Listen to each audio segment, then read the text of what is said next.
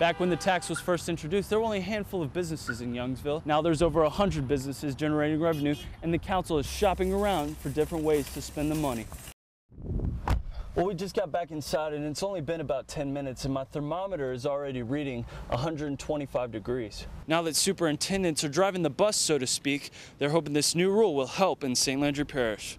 And once these cases do go to trial, the state says that they will seek the death penalty. Puddles are all that's left from the rain we had earlier today. Now the crowd's coming out to enjoy the Acadiana Symphony Orchestra. I'm outdoors at Academy Sports, but as you can see, the parking lot's full of people indoors trying to get a hold of that number 9 jersey that's worth over $100 million. The Mickey Shunick headquarters are smaller, but that has not stopped volunteers from working around the clock. Wilson says that over the last year, the basin keepers have been able to work with oil companies more and more. This is where the monument used to be, but all that's left now is the shattered remains. While the search for Mickey Shunick's kidnapper appears to be over, the search for Mickey continues. Today I was able to speak with one of the volunteers who's been on the search since day one. We continue today with our efforts to locate and bring Mickey home. After 47 days, there's still no sign of Mickey Shunick, but at a press conference earlier today, Lafayette police announced an arrest in the case. Brendan Lewellyn is being charged with first-degree murder and aggravated kidnapping. I think that, based on the information we have and the vehicle, was seen in the area, you can see it on the video. Maybe he was riding around looking for someone to victimize. Authorities found Lewellyn's truck burned in San Jacinto, Texas, only days after police released photographs of the vehicle. Lafayette Police Chief Jim Kraft says that they were able to track Lewellyn's truck to Whiskey Bay around the time Mickey's bike was found. All of this evidence is what led to the arrest. Based on information and surveillance, detectives were able to positively identify the truck that traveled directly behind Mickey in the video as belonging to Brandon Lewellyn. The news is bittersweet for friends and family here at the Volunteer Center. On one hand, the charges are very serious, but on the other hand, it's a development in a case that's been cold for weeks. Volunteers say that they're not going to stop until Mickey's brought home. Our goal is the same as since May 19th. Find Mickey and bring Mickey home. Bringing her home is still the goal, but learning of the arrest was still a hurdle for volunteers. We had a few chins that came down and we picked them off the floor and we said we got to continue. We're here for Mickey, we're here for their family, and we told the family we would not close the doors and we would not close the doors until Mickey came home. And I promise you that's going to happen.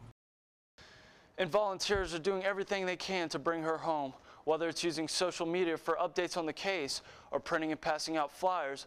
Volunteers at Mickey Shunick headquarters are working tirelessly to keep search efforts alive. In the tech center, Nathan Lewellyn, KATC TV3. A family just got out of this vehicle right before it went up in flames.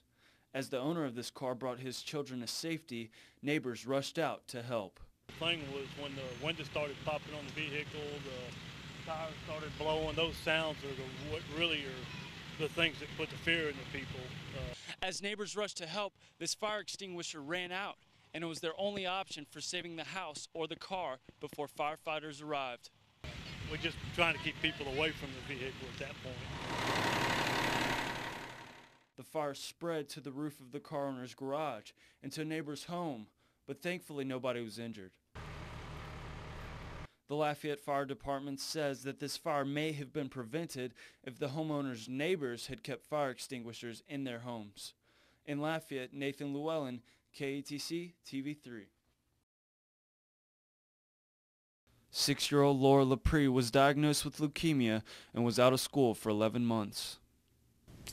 He was there to sit in my chair and let my friends know that I would be there soon. A monkey sat in her chair in the midst of all her classmates while she was gone.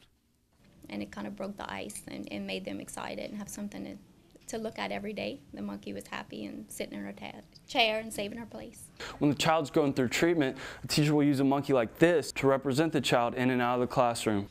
Most creative thing I've ever heard that this monkey has done is going down the slide at recess. It goes on field trips. It takes a school picture with him. The National Monkey in My Chair program is designed for preschool and elementary age children. Some children depending on when they're diagnosed, they either have a bond with their classmates and it helps to maintain the bond, or if they're diagnosed at the beginning of the school year, sometimes it helps to create that bond with their classmates. Right now, there are 6 other monkeys in the Acadiana area, and they're helping to make a difference for children just like Laura. In Lafayette, Nathan Lewellyn, KATC TV3.